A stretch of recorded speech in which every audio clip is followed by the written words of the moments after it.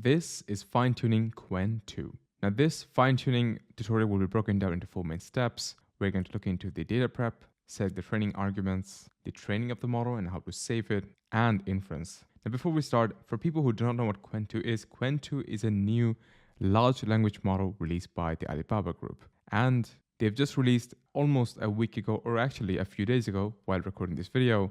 And it has taken the crown when it comes to open source models, beating out Llama 3 in many different metrics. Not only that, it is highly versatile in many different languages, which makes it quite useful in many different domains. Now you're probably wondering, the models are actually already quite good at what they do. They generate really good responses, they're destroying all the metrics over here, but sometimes they may or may not work exactly how you want to do for a use case. Fine-tuning can help you get that extra step, that extra optimization to get the correct end generation that you want for your domain data. Now, without further ado, let's train our model.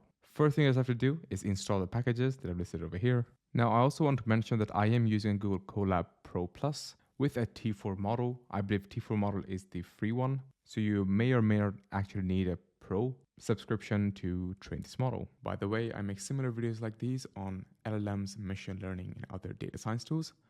So please feel free to subscribe. Now we've installed our packages.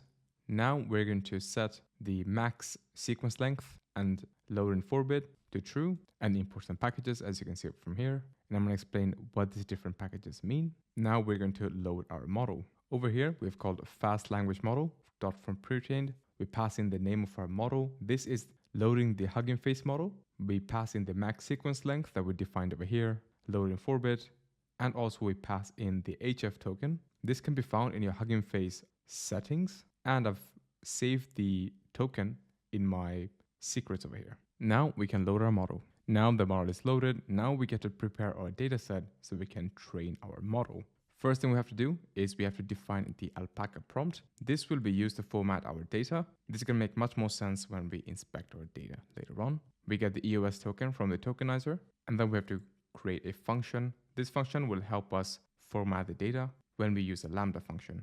Now using the datasets library, we're going to load the alpaca cleaned dataset with the training split. Once we've downloaded that, we're going to format our data, and we're going to use around 10,000 samples from the dataset. Now, while the dataset is mapping and loading, let's inspect how the dataset should look like. Now, this is the actual dataset that will be used to train our model, but the dataset should look like this. We have an output, an input, and an instruction. The instruction is something that you give to the model, and it should give a output that you want. Now, if you guys want to fine-tune your model, this is how you guys should format your data to be able to fine-tune it. Now, once that is done, now we get to train our model. Now, before we do that, we have to add the LoRa adapters. So we only update 1 to 10% of the parameters in our model. Here, we do fast language model.getPeft model. We specify which modules we want to train or fine-tune and some other parameters. Now we use the SFTT trainer and then configure our trainer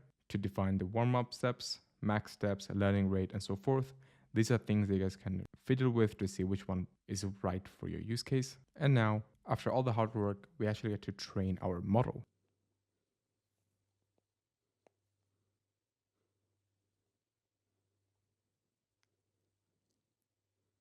All right, now the training is almost done. Now we actually get to save the model. And to save it, you just do model.save pretrained, tokenizer.save pretrained, so that we can save the model locally, and we save the tokenizer if in case we've added more tokens to the vocabulary. And over here, I'm going to post the code to push it to the hub. This will push the model to the Hugging Face hub, which you guys can use to deploy it and save for free. Now, if you guys didn't know, I also made a video on how to deploy Qwen 2 model using Hugging Face in both cheap way and a bit more expensive way using AWS, Azure, or Google Cloud Platform. So please feel free to check it out. But anyhow, let's see how we can make inferences with our newly saved model. To do that, the unsloth team actually recommends using the unsloth fast language model or loading the model using fast language model package and making inferences through that. So over here, we've loaded the model and tokenizer from our local repository. We're gonna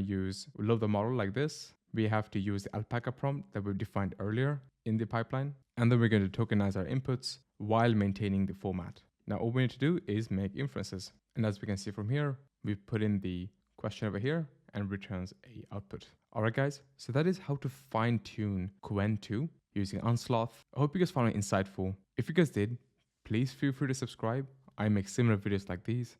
And also I have a Discord server for people like you and me to have a conversation. That will also be in the description down below if you guys want to check it out.